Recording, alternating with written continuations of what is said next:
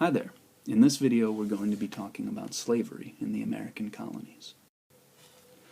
Now, slavery took root in America in a much more complicated way than people typically used to think. Prior to about 1950, American historians described slavery in a way that made it seem inevitable, and that inevitability was based on their assumptions. They assumed that there were differences between white and black people in terms of intelligence, civilization, morality, or physical capacity. And those assumptions led them to make the very racist points that whites were fit for management, they were fit to lead, while people of African descent were fit for manual labor. But then something happened that forced historians to rethink their ideas about race and what races were capable of. And that thing that happened was the civil rights movement of the 20th century, when the mainstream of America was forced to grapple with the fact that African Americans were just as capable, just as smart, just as able to lead as white people were. And what historians have found since that time is that slavery actually became racialized very slowly in America. And what that means is that originally slavery, or especially forced labor, was not associated with race in America. And if there's one thing you absolutely need to remember about slavery in the American colonies, it is this: not all forced laborers were black. And to be black did not necessarily mean that you were enslaved. Now, Africans in America were generally enslaved, and from an early moment in the history of English colonization.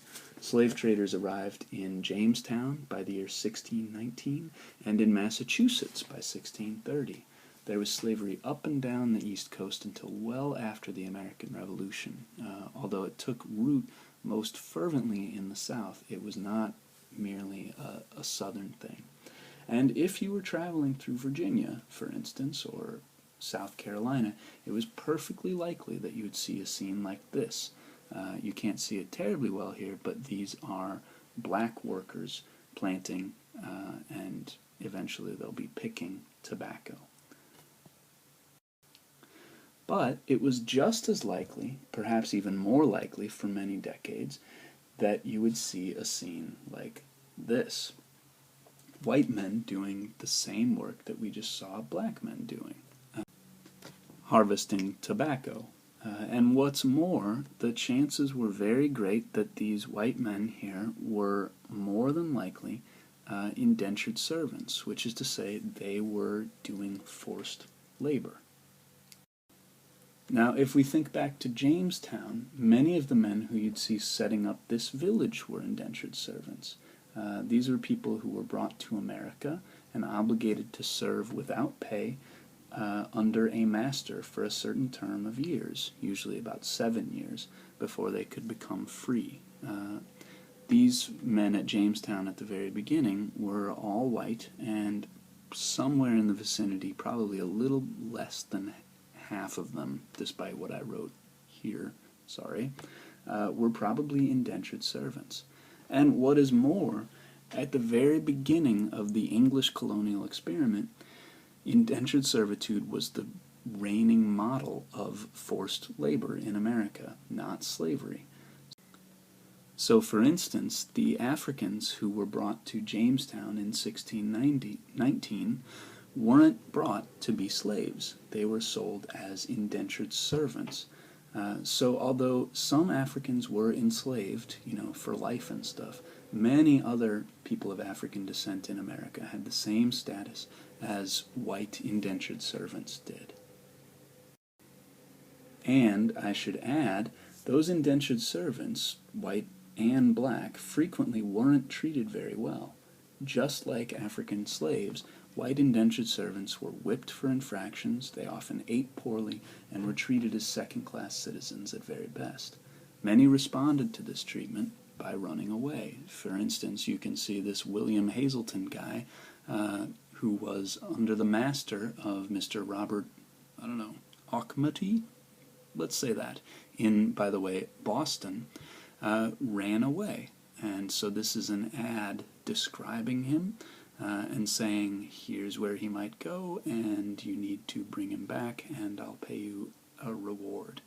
This is almost exactly the sort of ad that you would see for a runaway slave as well.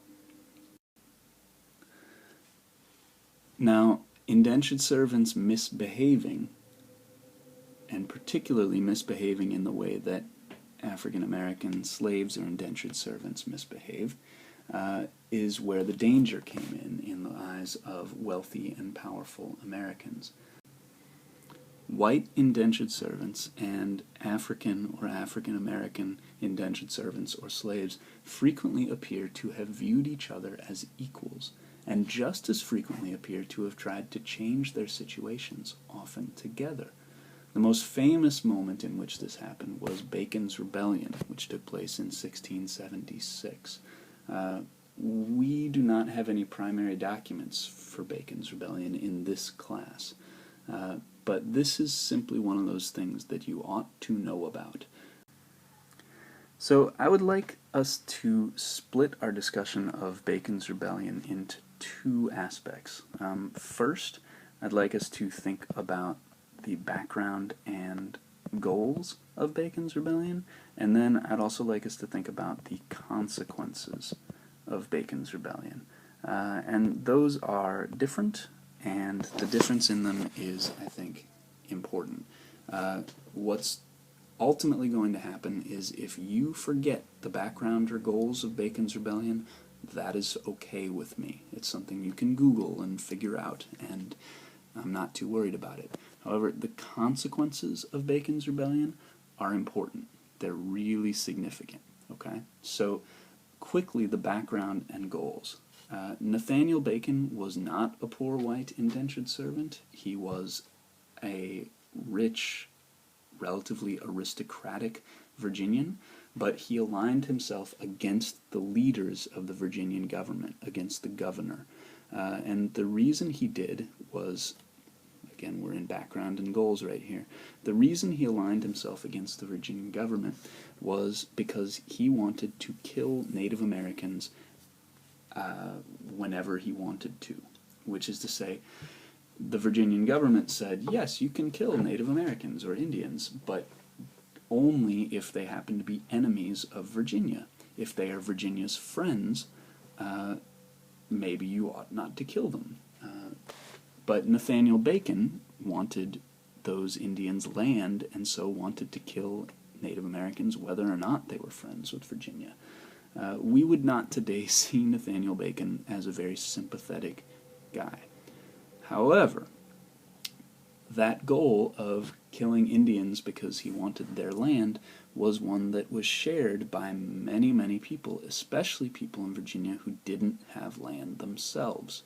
And if you were a person in Virginia who didn't have land yourself, there was a pretty decent chance that you were an indentured servant or a forced laborer, which is to say, a white or black forced laborer. So now we're going to start to get into the consequences of Bacon's Rebellion. Bacon's Rebellion didn't succeed.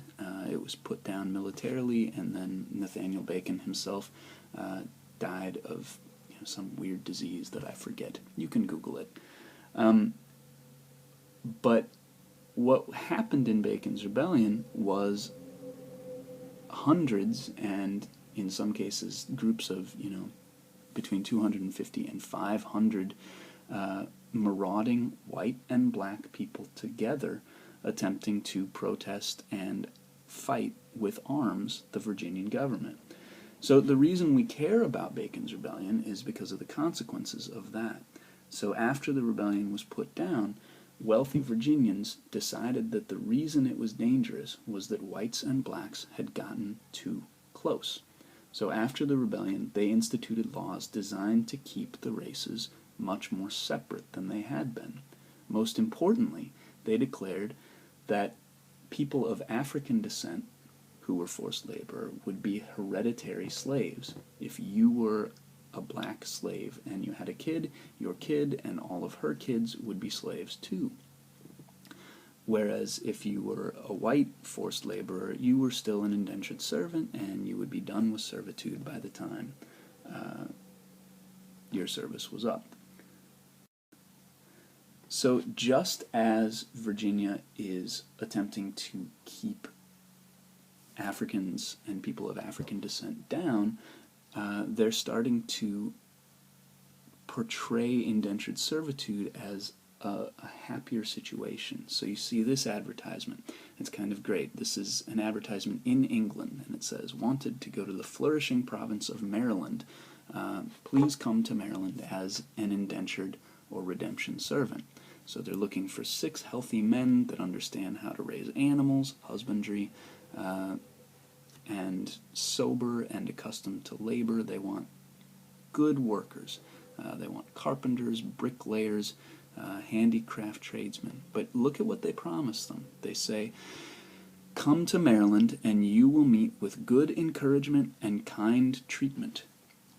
So notice that they're starting to portray indentured servitude as something very much unlike slavery. You can't imagine, say, a slave kidnapper in Africa saying, "Hey guys, come to America and you'll be treated really nicely." Okay, so what we see here, and in that previous slide, is the process of racialization. We see that forced labor at the very beginning of the English colonies was not seen as a racial thing. Instead, it was just something that you did if you were poor and had no power. So that you could be a poor white person with no power, or you could be a poor black person with no power. But as the colony grew, and especially after Bacon's Rebellion, slavery became racialized. Slave became equated with black.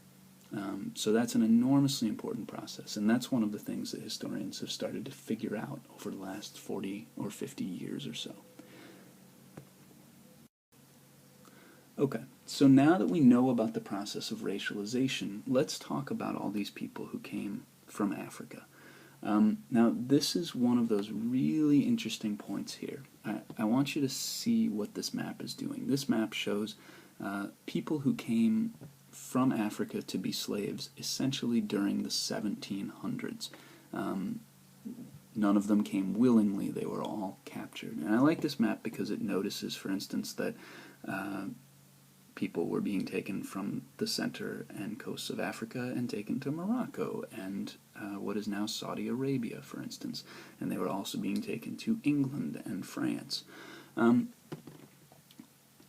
But the other thing that's useful about this map is that it gives you a sense of where these routes were going. So most people who came from Africa to be slaves, or at least the plurality, came from down here. And most of them went to South America or to the Caribbean. And South America and the Caribbean were big places to go because they had gold and sugar. On the other hand, I want you to notice this. Oops, we're going to come in right here.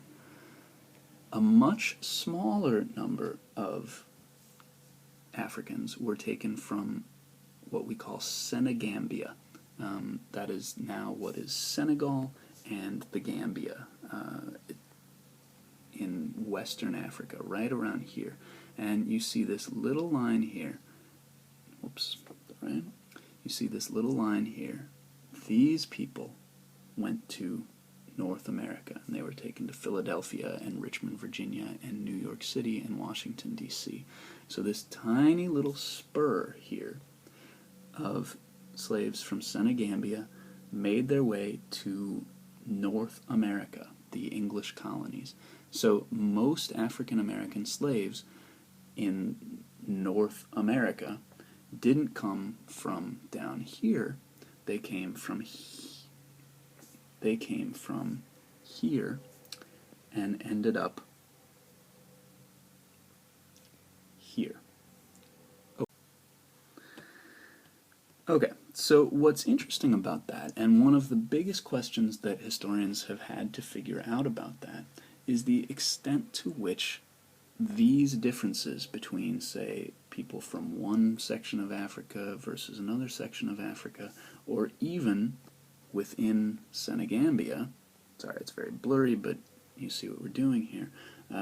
The people who lived here were not all the same culture. They didn't all speak the same language. They didn't see themselves as the same. So if you came from, say, here or here, you thought of yourself as different from the people who came here.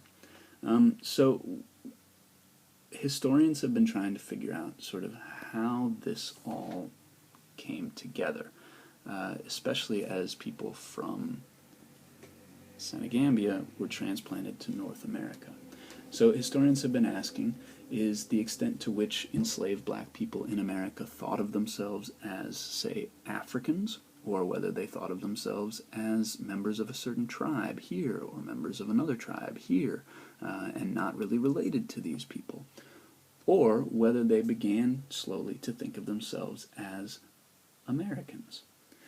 The other question is whether that way of thinking of oneself as either an African or perhaps just a tribesman from a certain section of Western Africa, or whether they thought of themselves as America, whether that mattered, whether that changed the way that people in North America behaved. And so this question is still open. This question is not certain, but there is some little bits of evidence, some of which you're reading and some of which we can look at here. Here are two advertisements for slave markets. So they're saying, we're going to sell slaves. And I want you to notice the way that the people in these advertisements are depicted as dressing. The men, 3 men we've got, and the woman that we've got are all depicted as dressed in very clearly African dress. They're wearing turbans, they're wearing loincloths, they're usually topless. Now, certainly these are stereotypes of African dress, but they are certainly also not English dress.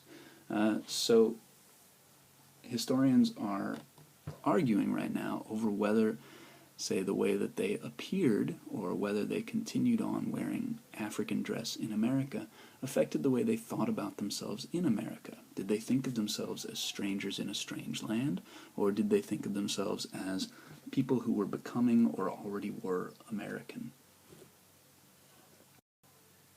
Now this next advertisement, which doesn't have any pictures sadly, does something very different. It advertises the fact that the slaves who are being sold here are, quote, 40 Virginia-born slaves, which means, among other things, that they are not born in Africa. So many historians think, although many other historians are arguing against it, that these Virginia-born slaves are part of a process called creolization. And Creole simply means mixed. So to be creolizing or creolized means that you are mixing one thing with another. In this case, mixing an African identity with American experience or American identity. So historians are thinking, they assume, but not everyone agrees, that to be born in America would suggest that you were further away from African traditions, and that this must have, although we're not totally sure about it, influenced their identities. So you might think about this. To what extent does the process of being born in America rather than being born in Africa change the way that formerly African enslaved people act? Now, finally, there is a really interesting scene from around the time of the American Revolution, sometime in between 1740 and 1785, I believe they think this picture was made. And here, enslaved men and women appear to be mixing African and European styles. And you can see lots and lots of different examples of that. For instance, notice the men and women are wearing turbans, and those seem to appear, they seem to relate back to what people wore in Senegambia. Notice also they're playing a drum, and drumming was very, very significant in West Africa. However, notice they're using drumsticks, which was not like the Senegambian djembe, which was a drum that you played with your hand.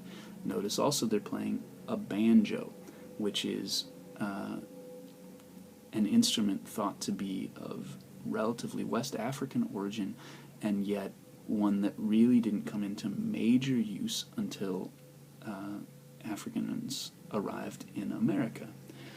Notice also that the clothes they're wearing, aside from the turbans, are a really interesting mixture. But I want you to look at this man's coat and this man's hat and this man's coat. These are essentially colonial European dress. And yet they're being worn next to or among or sometimes even by people who are wearing other signifiers of West Africanness. So we've just talked a lot about clothing. Why does clothing matter? Why might it matter? I hope that's a question that you'll ask as you consider the Stono Rebellion.